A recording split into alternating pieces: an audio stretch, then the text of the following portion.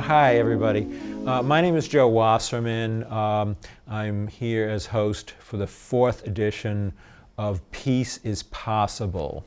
Our program is dedicated to the discussion of issues around peace and war, many of which are not being covered by the mainstream media.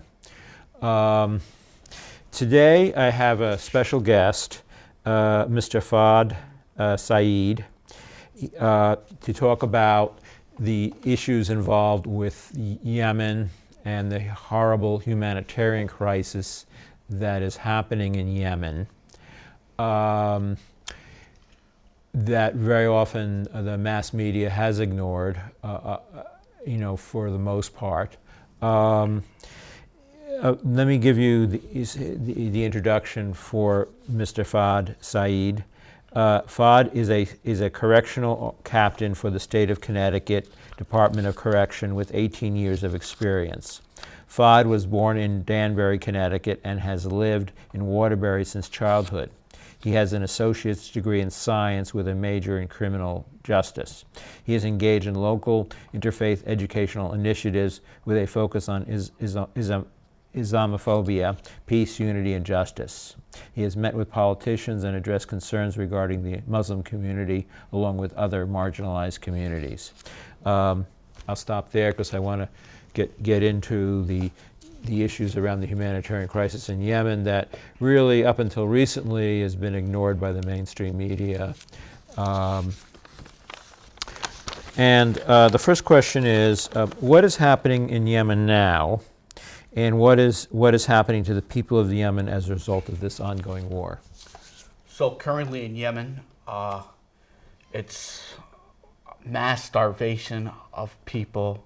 Estimated 14 million people are starving because of the war. The Saudis are bombarding the people, both on the north particularly, and also on the south, but non-stop bombs. Then you have the Houthi rebels that are trying to take over the country. So you have all these different fractions, Sunni, Shia, which is not a large population of people. And it's causing a lot of chaos. You know, everyone's trying to seek some sort of power. Everyone wants to be the president. Unfortunately, most of the victims are little children, mothers, families. It's deeply painful because I have family in Yemen, where it was normal for them to get food, where they might not have food. And when they see when their children cry to them regarding food, some of the mothers might tell them to drink some of the water, if they have clean water, because sometimes the government will shut off the water, and just to close your eyes and go to sleep, to a mother that, pretty well, took care of their kids, to saying they don't have anything. It's really devastating and very sad. Okay. What is the U.S. involvement with this war? So the U.S. is fueling the Saudis that are just bombarding Yemen beyond belief. I think they're more involved for more reasons. Maybe it's for the oil, cheaper rates, or maybe for more power struggle. But they really got an eye on Yemen. Mm-hmm. When I was abroad in Yemen, most of the villagers were some of the most peaceful people I ever met in my entire life. People that love their religion, that had memorized their holy book, which is the Quran, and they wanted to know, why do Americans want to kill us? Because we're Muslims? So it was very sad. And especially, 8 or 9 years ago, when I was there, you would hear Yemen, Yemen, Yemen, Yemen, Yemen. And when I went out there, I didn't see this bogus stuff that they were playing in the media here in America. Yeah, it is concerning that our tax dollars are going to fuel the Saudi jets and to supply military equipment to the Saudis and United Arab Emirates to bomb innocent people in Yemen. Um, what are your thoughts about the U.S. mainstream media's coverage or lack of coverage of this humanitarian disaster? So there was no coverage, right? And up to now, you're starting to hear more coverage on it. When you got 14 million people that are starving to death, I mean, these folks are not animals. They're just like people, just like our families. We love our kids, we love our children, we love our country, we love our society. So there is no coverage. Who want to cover people that are a bit darker and from the Middle East, Arab, Muslim, almost as if they're not humans, but they are very good people and very good humans.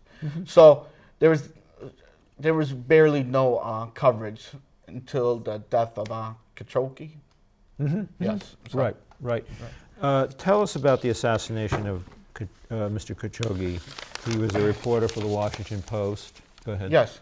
So he was assassinated. I guess he was sharing the narrative, upsetted the Saudi regime. I think there's more people involved with his death, not only the Saudis. He was sharing a narrative, a truthful narrative.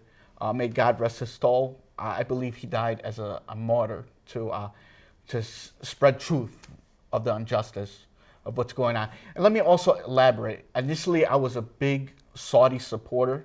And the reason why I say that was when the war happened between the Houthis and the people of Yemen, which was the majority, the Saudis were dropping bombs, basically targeting the Houthis that were killing innocent people, very innocent people. I'll tell you a personal story. My cousin, Sahir, may God rest his soul, he was taking people in a part of Aden, and he was taking them and bringing them to a safer part of Aden. And as he was bringing families from the kindness of his heart, trying to save people's lives, the Houthi rebels took him in. And when they took him in, they tortured him, what I'm being told, for a couple days, including cutting off his tongue.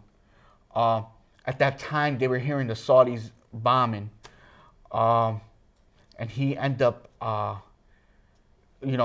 after they tortured him basically to death, they asked him if he wanted to be released along with a group of others that were trying to help the people out. And they ended up bombing him and killing him. To continue with the story, what he ended up doing was his family, he has 3 kids. They basically almost became orphaned because he was the only breadwinner in his, usually in the Arab culture, the Muslim culture, usually the man provides for the woman. So now you don't have that man figure there. The kids don't eat. So now they have to go to my mother-in-law's house, and she has, a couple other girls. You got maybe 30 people sharing one room, one bedroom, But what could you do? You're going to have to do whatever you could do to make sure those kids survive. So it's very heartbreaking. And actually, I got a picture of my cousin, Sahir.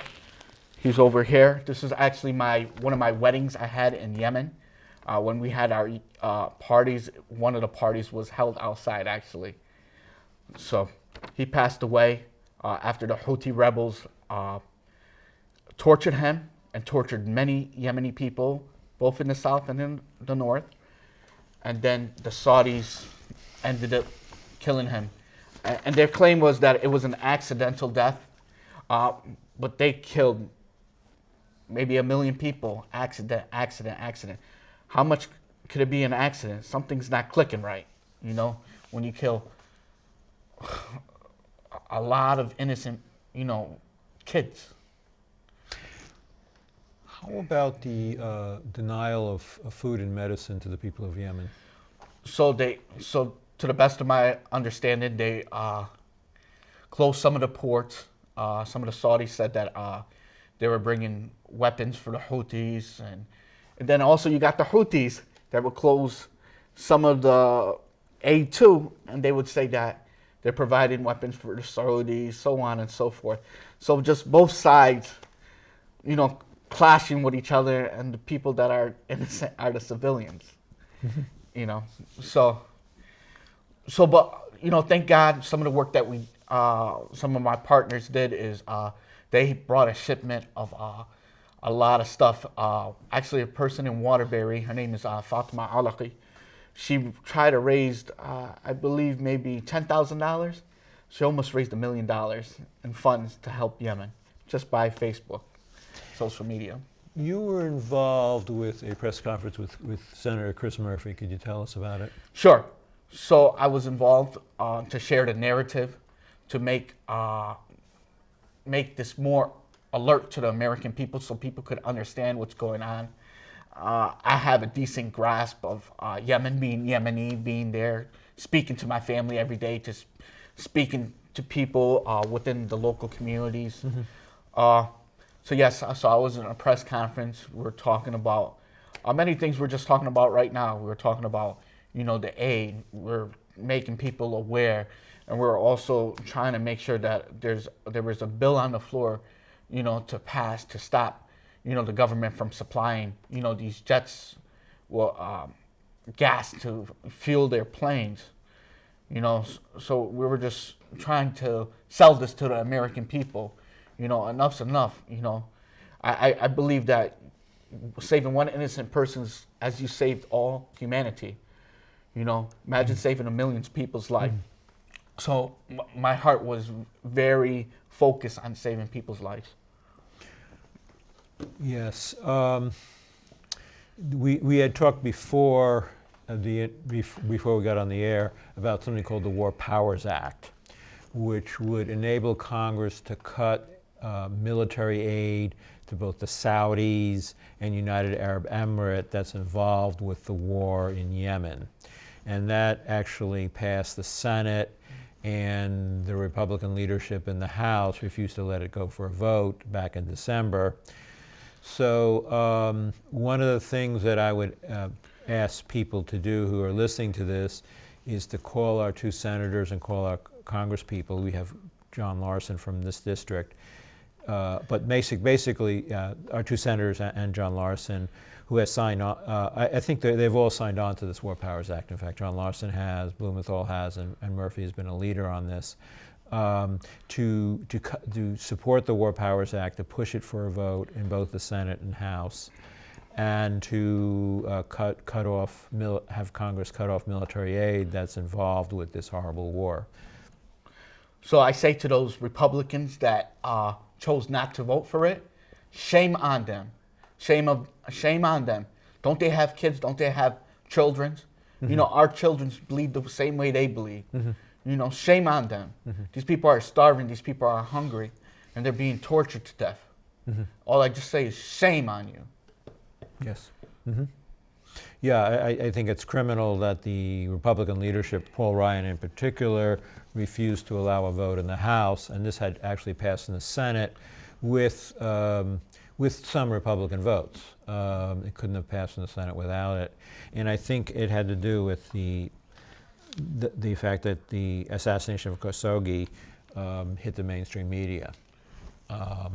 And that, I think, has helped change the tide to at least expose what the U.S. military role has been in the case of Yemen.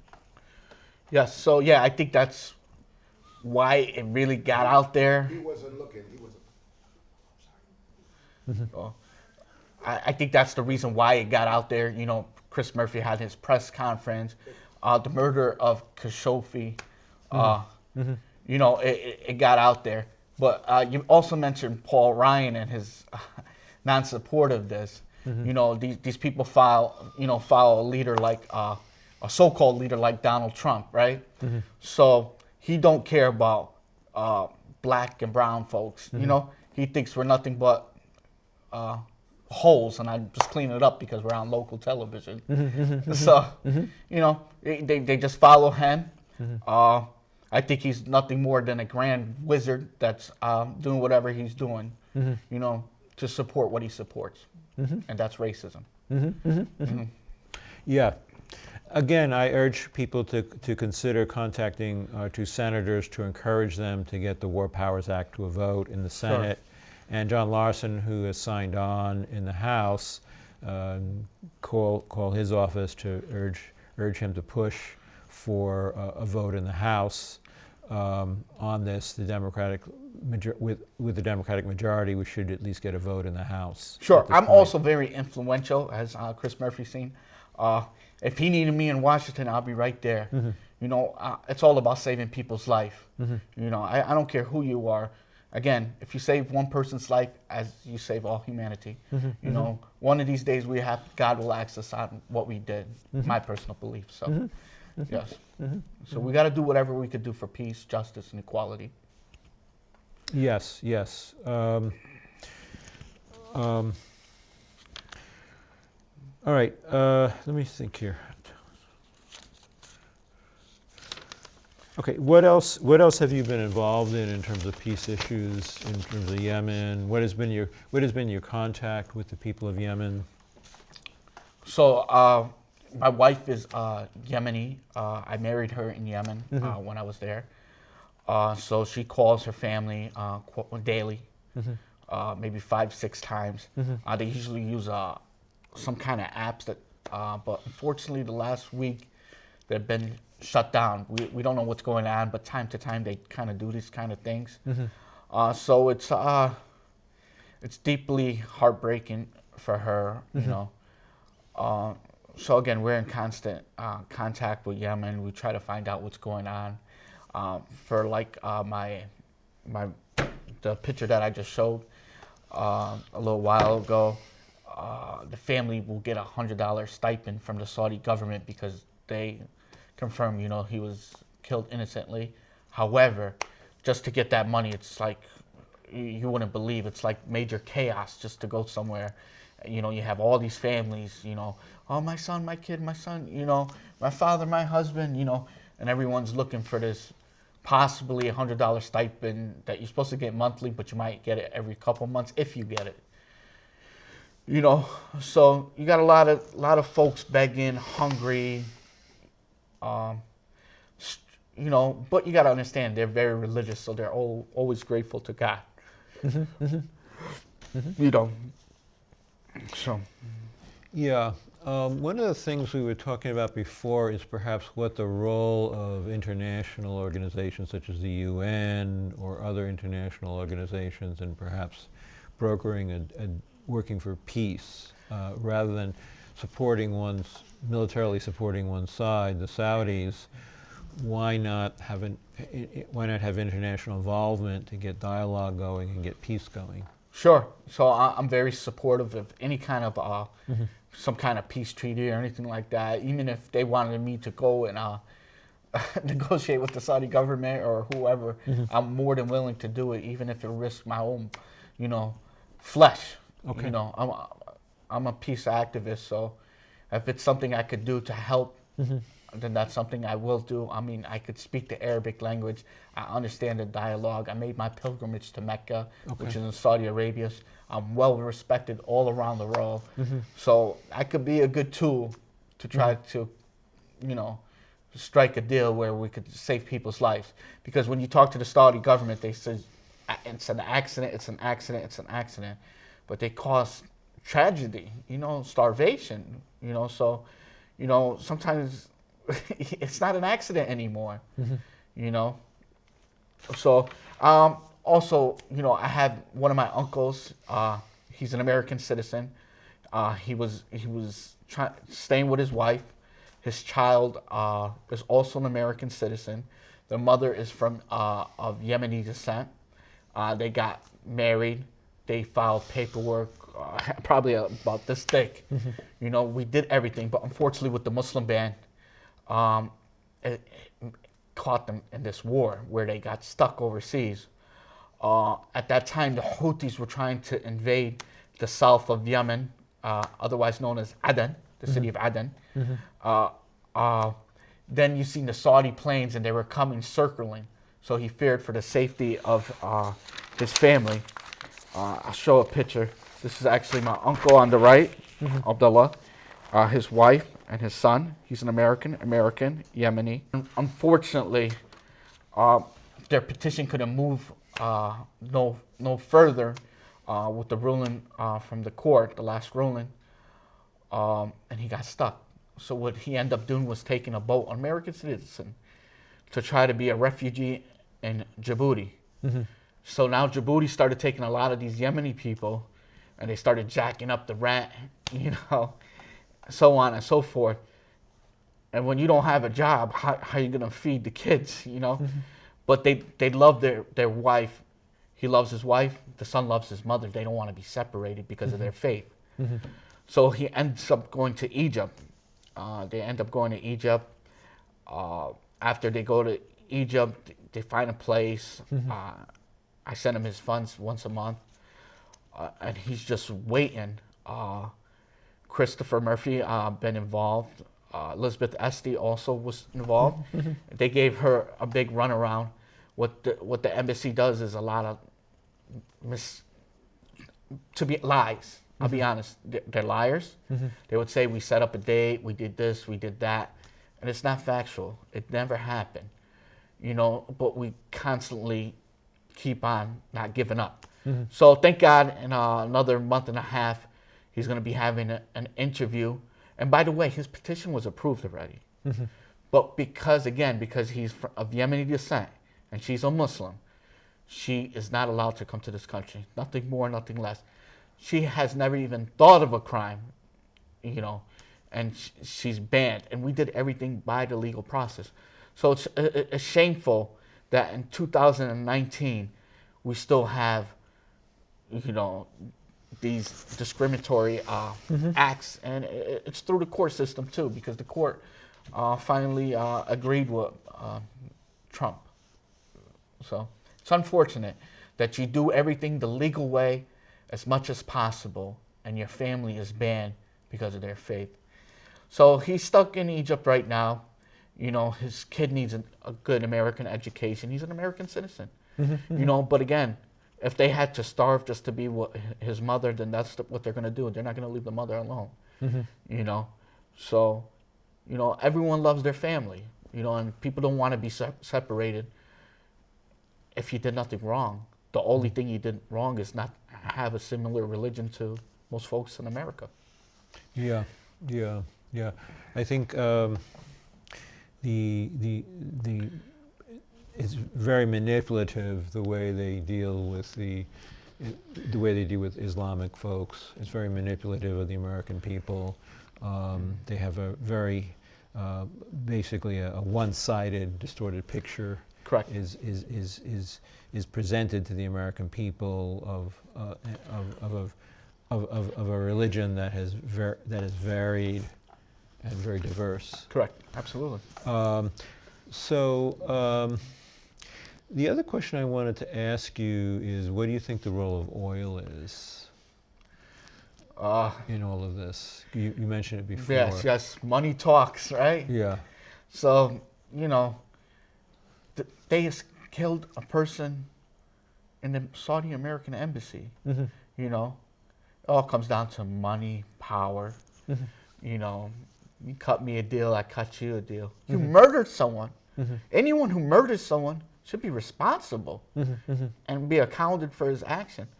Fortunately, there's more to this story. I really hope there's true investigators out there that are really investigating on what's going on. I mean, I investigate for a living, so I know how to investigate. And there's a lot of clues out there. Okay. So these people need to solve this instead of hiding things. Me personally, growing up in America, not to get off the topic, but there's a lot of people in our community that are victim of hate crimes and stuff like that. And even contacting some of the law enforcement and telling them our narrative of our story, they won't file reports. This is back then. I don't know about now, but back then it was horrible after 9/11. I had a gun stuck to my head, and I did nothing more than nothing, innocent. Yeah. And I think this, again, the way the media, the mass media, the mainstream media, what they call the corporate media, Yes. creates a narrative that is very one-sided. Yes. and not and less than truthful Yes. about 911 Yes. or about the Islamic community. Yes, yeah. So I have great contacts with the media community now, Okay. which is very good. Uh-huh. They let me share my narrative very openly, Okay. where back then no one would want to talk to you. Mm-hmm. So I think under this Trump era, during his primary, Mm-hmm. and then during his election, they kind of bonded to a certain degree to some activists, including the Muslim community, where we never had that. Mm-hmm. We were always considered as terrorists all the time, all the time in the newspaper, in the news. So that's why when I was in Yemen, the Yemeni folks, they were sad. You know, they felt discriminated against. That America wants to slaughter them because of their faith. You know. Yeah. So, what is it that average people could do about how could average people act in regard to the humanitarian crisis in Yemen? I'd suggested calling our two senators' offices and our congressional offices in support of the War Powers Act and getting a vote on that. What other things could people do? So we definitely got to reach out to Congress. We got to reach out to some of these Republican people because we need to save people's lives. I really think that we need to put people who are very active out there, that are well respected, and you know, share this narrative. Like I would be a good tool in front of Congress, you know, sharing this narrative and selling to these people, meeting with these people. This is the blood of the people. You know, the people, their blood is not made of water, and other people are made of gold. So. Yeah. It's just to bring home the humanitarian crisis. It's Yes. like we're sometimes we're so separated from this Yes. from And the suffering. correct. And also yeah. there's Yemeni aid where, you know, people could donate and help. You know, that's again, the campaign almost raised $1 million. Okay, you know, good. and it was supposed to be a $10,000 campaign. And Okay, good. Unbelievable. So people are becoming aware. Tell people, let people know we're humans too. Is there contact information that we can give out to people who may be interested in helping? So yes, you could actually go to Yemeni Aid. Okay. You could contact me, Fahd, F-A-H-D, last name Syed, S-Y-E-D. I'm on Facebook. You call my cell phone. I'm very open. Google me. I'm all over the place. So whatever you could do, you know, that would be great. You know, Good. let's Good. try to save people's lives. Yes. That's the issue here. And there's another issue, as we were talking about before, with the War Powers Act, is that Congress needs to assert itself on issues of war and peace. And that's a major part of what the War Powers Act does, is get Congress to have a say-so in many of these secret wars or behind-the-scenes wars that the U.S. is involved in around the world. So I think we're about to wrap up. Thank you for joining us on this fourth edition of Peace is Possible. And do you want a final word? Yes, I just want to say thank you for coming here. Thank you. I really appreciate it from the bottom of my heart. You know, I dedicate my heart, body, and soul for peace, and I will continue this until I take my last breath.